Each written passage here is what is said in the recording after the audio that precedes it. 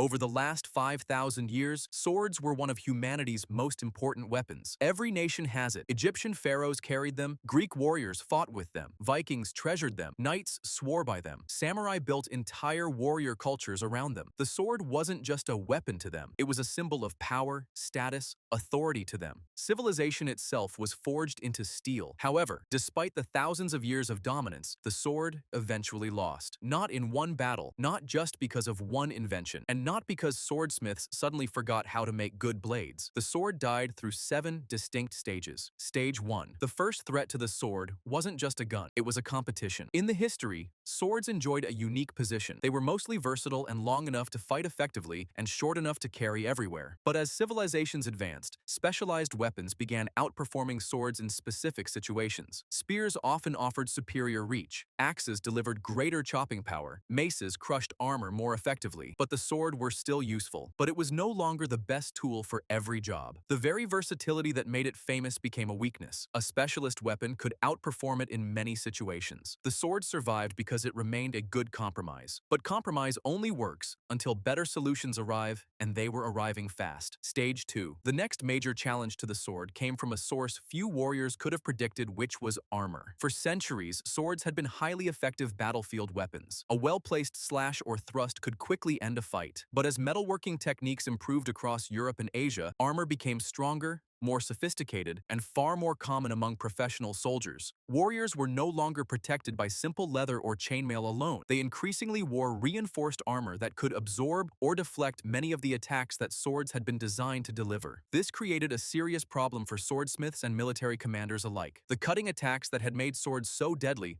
were becoming less reliable. A strike that might have been devastating a century earlier could now glance harmlessly off a steel breastplate or armored sleeve. Rather than abandoning the sword, weapon makers adapted. In Europe, the traditional arming sword gradually evolved into the longsword. These newer weapons featured longer blades, sharper points, and extended grips that allowed fighters to use both hands for greater control and power. The design reflected a new reality on the battlefield. Instead of relying primarily on slashing attacks, warriors increasingly focused on thrusting. A precise thrust aimed at the gaps in an opponent's armor, such as the neck, armpits, or joints, offered a much better chance of causing a fatal injury. The adaptation was remarkably successful. Longswords became some of the most effective and versatile weapons of the late medieval period. Yet this evolution revealed an important shift in military history. For the first time, the sword was no longer shaping the battlefield on its own terms. Instead, it was being forced to adapt to another technology. Armor had become powerful enough to influence how swords were designed and used. The sword was still an important weapon, but it was no longer setting the rules of warfare. It was responding to them, and that marked the beginning of a profound change in the relationship between weapons, technology, and combat. Stage 3. By the Middle Ages, warfare had become far more complex than it had been in earlier centuries. Armies were no longer made up of warriors using similar equipment and fighting in similar ways. Different regions developed their own military traditions, armor styles, and combat tactics, which meant that a single type of weapon could no longer excel in every situation. Across the world, swordsmiths created weapons tailored to the specific needs of their warriors. In Europe, the long sword emerged as a versatile weapon, capable of both cutting and thrusting, making it effective against a wide range of opponents. In Scotland, the claymore provided extra reach and power on the battlefield. In Japan, the katana was refined for fast, precise cutting techniques that suited the fighting styles of the samurai. Chinese warriors relied on weapons such as the dao and the jian, each designed for different forms of combat. Meanwhile, the curved scimitars of the Middle East and the talwars of India proved highly effective for mounted warriors, allowing powerful slashing attacks from horseback. At first glance, this diversity seemed like a sign of progress. Swordsmiths were producing increasingly sophisticated weapons, each carefully engineered for a particular role. The technology of sword making had never been more advanced. The more specialized swords became, the less adaptable they were outside their intended environment. A weapon that performed brilliantly in one type of battle might be far less effective in another. A sword designed for cavalry combat might not be ideal for fighting on foot. A blade optimized for cutting could struggle against heavily armored opponents. This marked an important turning point. The sword was still evolving, but warfare itself was changing even faster. Military technology, armor, tactics, and battlefield organization were advancing in many different directions at once. As conflicts became more diverse, no single sword could meet every challenge. Ironically, the sword's greatest period of innovation was also laying the groundwork for its eventual decline.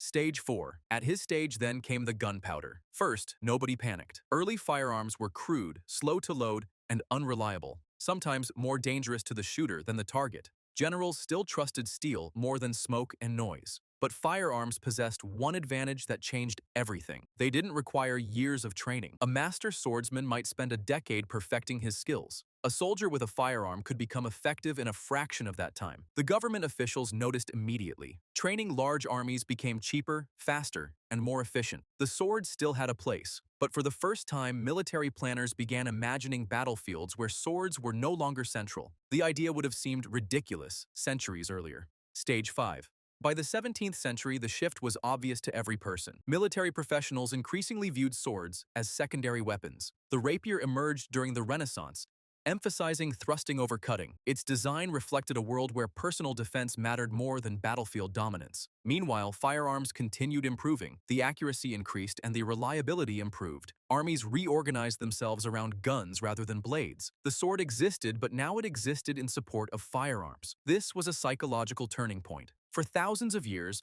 other weapons supported the sword. Now the sword supported something else. And once a weapon loses its primary role, its decline becomes difficult to stop. Stage 6. The saber became the dominant military sword of the 18th and 19th centuries. Influenced by curved blades from Central Asia and the Middle East, the saber proved effective for cavalry. Mounted soldiers could slash opponents while moving at high speed. For a while, this seemed like a revival. European armies adopted sabers. American cavalry carried them. They appeared during the Napoleonic Wars. They appeared during the American Civil War. But appearances were deceiving. The saber wasn't evidence of the sword's strength. It was evidence of its shrinking role. Only certain soldiers carried them. Only certain battlefield situations required them. Every technological improvement reduced the need for close combat. The sword still existed. Stage 7. The sword stopped being a battlefield necessity. Modern firearms had become overwhelmingly dominant, as well as machine guns, repeating rifles, and industrial weapon production. The battlefield had changed completely. No sword could compete, but military officers carried ceremonial swords. Kings and emperors used swords during official events. Traditional cultures preserved ancient blades as symbols of heritage and authority. The claymore remained part of Scottish military ceremonies. Japanese swords became cultural treasures. Historical swords filled museums across the world. The sword had lost its practical purpose, but it gained something else, which was immortality. Weapons usually disappear when they become obsolete. The sword became too important culturally to vanish. It transformed from military technology into historical identity. The sword didn't disappear because it failed. It disappeared because something else worked better. For 5,000 years, humanity perfected the sword. But as warfare changed, range mattered more than skill. The sword remained deadly. History simply moved on. The greatest weapon in history wasn't destroyed. It was replaced.